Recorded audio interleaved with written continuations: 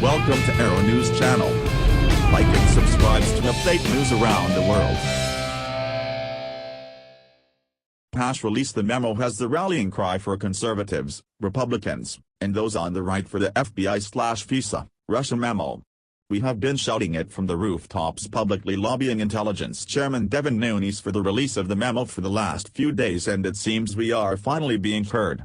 Many members of Congress themselves taking to social media themselves to lobby for the public release of the memo. Men like Representative Dave Joyce of the 14th District of Ohio, who tweeted, "Great news. Our efforts to release the memo have been effective, and the HPSIC plans to begin the process to release the FBI/FISA, Russia memo. This may take up to 19+ congressional workdays, but Americans deserve to know the truth." Zero Hedge reported all hell is breaking loose in Washington, D.C., and rightfully so, after a 4-page memo detailing extensive FISA court abuse was made available to the entire House of Representatives Thursday.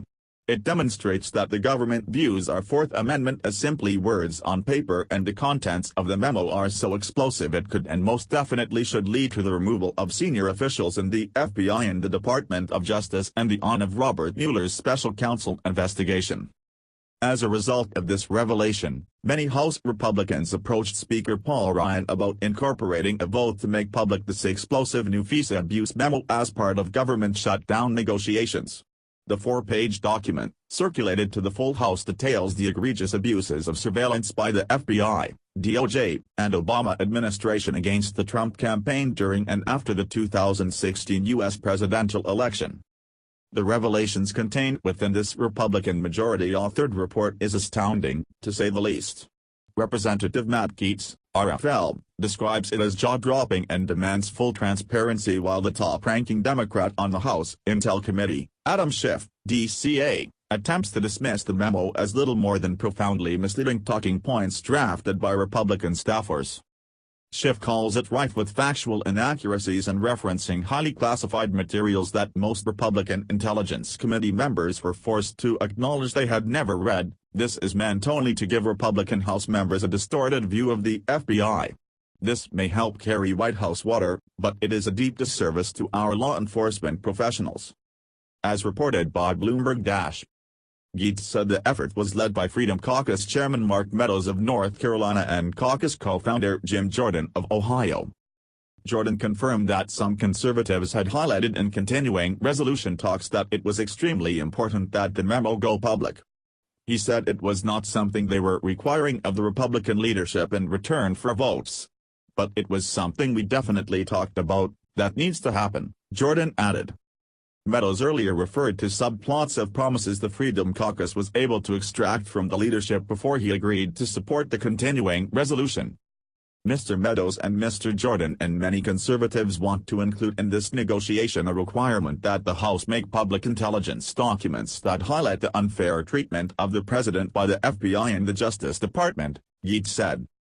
Gaetz said he couldn't describe the contents of the entire memo put together by the House Intelligence Committee because to do so would reveal classified information, in the absence of a vote to do so, he said.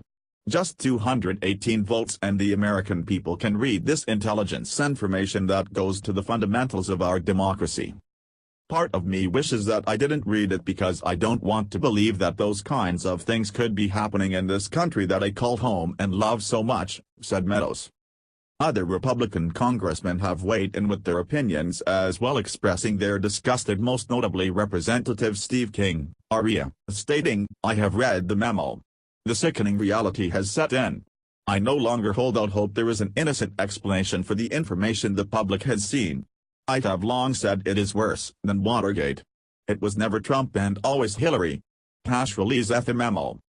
Calls for the memo's release have dominated social media since its existence was made known, with many suggesting it be leaked in a similar fashion to Dianne Feinstein's publication of transcripts of closed-door testimony before the Senate Judiciary Committee by opposition research firm Fusion GPS co-founder Glenn Simpson.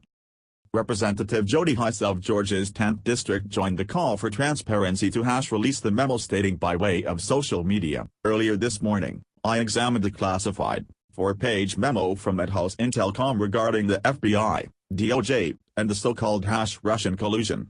To put it simply, wow. I joined the call to #release the memo. Americans deserve truth and transparency. Rep. Ron DeSantis states of the memo and the necessity to release it to the American people. While the report is classified as top secret, I believe the Select Committee should, pursuant to House rules, vote to make the report publicly available as soon as possible. This is a matter of national significance and the American people deserve the truth.